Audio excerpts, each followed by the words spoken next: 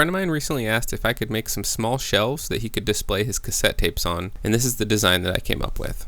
I started by roughing out everything on my crosscut sled. I'm cutting the tops and the bottoms to 13 inches, and the sides will be 6 1/4 inches.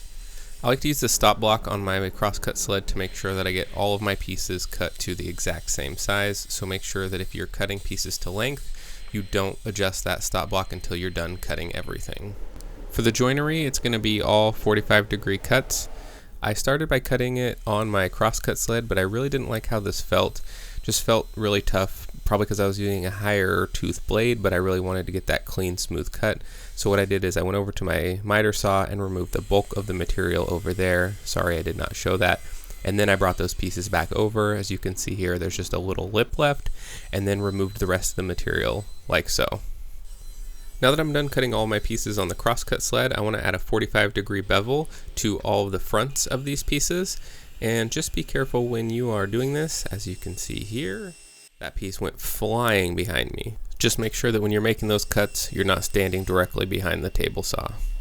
Miter joints are one of the stronger joints, so all you really need is glue, and those are going to hold up just fine. But I'm going to be adding some splines because I think that they look really cool, and it doesn't hurt to reinforce a joint every now and then. So this is the spline jig that I made. I have a separate video, and I'll link that here if you want to check that out. Very simple. I don't remember the person that I saw make this that I kind of just tried to copy it from, but very simple jig and works great. Now to make all the splines, I'm going to be using my feather board as like a thin rip guide. So basically what you do after you make your cut, you put your piece back in place, slide your fence over till it hits your feather board, and then go and make your cut again, and then you'll get all of your pieces ripped to the same thickness.